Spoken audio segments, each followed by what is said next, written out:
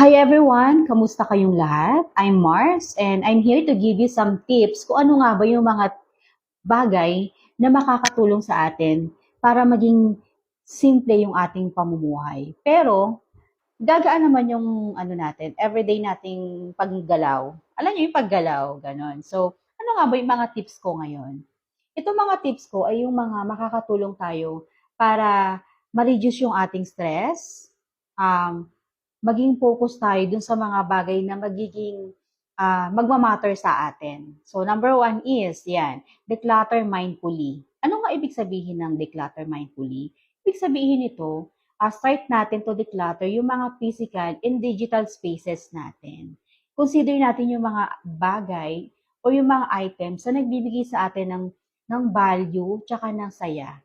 So, pagpipilian natin yung mga bagay na yun. Kasi minsan ang dami na nating mga gamit, ang dami na nating mga bagay, which is sobrang tambak na. Nandun sa lalagyanan natin, wala nang space para sa ibang important pang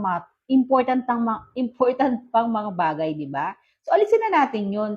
Tanggalin na natin yung mga hindi naman nag-a-add sa atin ng value. Okay? Para lumuwag naman yung ating pakiramdam. So, next is prioritize quality. So, ano nga ba yung prioritize quality? Ito yung mga bagay na instead na mag-own tayo ng sobrang daming mga gamit, alam mo yun, mag-invest na lang tayo dun sa mga high quality items na functional tsaka durable. Hindi natin kailangan ng sobrang daming gamit na natatambak lang naman. Alam mo yun? So, doon natin sa mga bagay na kahit tumagal pa siya, hindi mo kailangan bumili ng bumili. Talagang gamit naman siya. Yung pangmatagalan, yung mga bagay na magaganda yung quality. So next is digital minimalism. So ano nga ba yung digital minimalism? Ito yung mga bagay na pwede nating i-clear yung space ng ating mga computer, ng email natin, ng cellphone natin. Minsan kasi merong mga apps na hindi naman natin ginagamit pero nandun naka-store, naka-install sa ating cellphone. Ang dami nating email na mga hindi naman important, mga spam or what na nakakadagdag ng space lang, napupuno pa yung yung storage mo, 'di ba? So alisin mo na 'yon. Itira mo na lang yung mga bagay na talagang importante lang para sa iyo. Para lumuwag naman yung space ng phone mo, tumaas pa yung memory nito, ganon. So next is simplify wardrobe. Ano nga ba simplify wardrobe? Ibig sabihin natin, i-build natin yung mga versatile wardrobe natin na which is timeless pieces talaga. Yung tipo magagamit natin mix and match. Hindi natin kailangan sobrang dami ng damit. Alam mo yun, na hindi naman natin talaga kailangan, hindi natin ginagamit. So, nasasayang lang. Alam mo naman tayo mga babae, pag mura, pag sale, bili tayo ng bili kasi baka magagamit natin in the future. Pero nakakalimutan nga naman natin na baka naman hindi ko to magamit. Alam mo yun, yung parang na-stuck na lang siya na pag lumaan na siya doon, minsan baka may tag price pa yan, hindi mo nagamit. Binili mo lang kasi ang ganda niya. Binili mo lang kasi mura siya. Pero wala, nandun lang, nakatago. Sumikip pa yung iyong wardrobe, yung aparador mo, di ba? So, kailangan maging wise din tayo. Every time nagagastos tayo, nabibili tayo, nakapag-save ka pa ng, ng money, nakapag-save ka pa ng space. Di ba? Madali pang magdesisyon, 'di ba? Mas madali mo pang pagdedesisyonan kung ano yung isusuot mo. Kasi hindi sobrang dami, hindi ka hihirapan mapili, 'di ba? Nakapag-save ka rin ng time, lalo na pagpapasok ka sa morning, 'di ba? So next is eto nga, mindful consumption. Yun, sinabi ko nga kaganina, bago ka bumili ng mga bagay na nakikita natin, isipin muna nating maigi kung ito ba ay talagang kailangan natin, magbibigay ba ito ng value sa atin, makakatulong ba talaga sa atin, o makakasikip lang to sa space sa bahay. Yung tipong ang ganda-ganda ng napakasimpleng tingnan lang, di ba? Napaka-elegant. Tapos ang dami mong gamit, kalat-kalat siya, di ba? Ang hirap din kaya ng ganun, mga Mars, 'di ba? Hirap din, sobrang dami. So dapat isipin mo muna bago mo bilhin. Pag-isipan mo talagang mabuti. Kung hindi mo kailangan, hindi mo paggagamitin, huwag mo bilhin. Huwag mo bilhin dahil mura lang. Bilhin mo siya dahil talagang kailangan mo siya at hindi siya magpapasikip sa space sa bahay mo. May stress ka pa, 'di ba? Ang daming ganun. Actually, ganun ako dati. Pag sale, gusto ko yan, bilhin ko yan, bili dito, bili, ayun, pagtingin ko sa bahay, sobrang daming gamit, sobrang daming nakatago. hindi ko nga alam na nabili ko na pala yung mga ganun. So, pag kailangan ko na siya, hinahanap ko, natatambakan na. 'Di ba? So, parang, yun, kailangan na natin mag-declutter talaga ng mga things na yan. So, next is, yun nga, clear mental space. So, dapat, pinapractice din pala natin yung mindfulness natin. At, alam mo yun, ibig sabihin, yung mga iniisip natin, so dapat, yung mga bagay na wala namang value sa sarili natin, na hindi naman makakatulong sa atin, hindi naman nagmamatter sa atin, siguro, huwag na natin sila masyadong pag-iisipin. Hayaan natin silang tayo yung isipin nila. Charot, gano'n. Ibig sabihin, di ba? Mas maganda kasi yung tipong binabawasan natin yung isip ng mga bagay. Worry tayo ng worry ng mga bagay.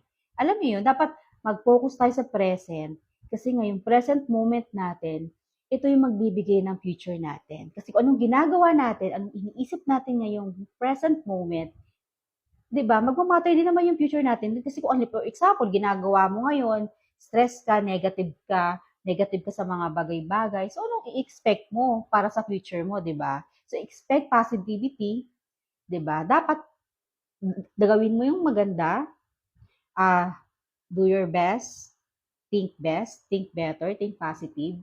So, para yung future mo maganda din. Huwag mo nang isipin yung nakaraan. Tapos na yun patawarin mo na yung nakaraan kung may mga mistake kang nagawa. Move on, give yourself some rest, and think positive. Ayun, ganon. Next is, set clear goals. Ano nga ba itong ibig sabihin nito? Ibig sabihin nito, dapat meron tayong mga goal, long-term goal o short-term goal.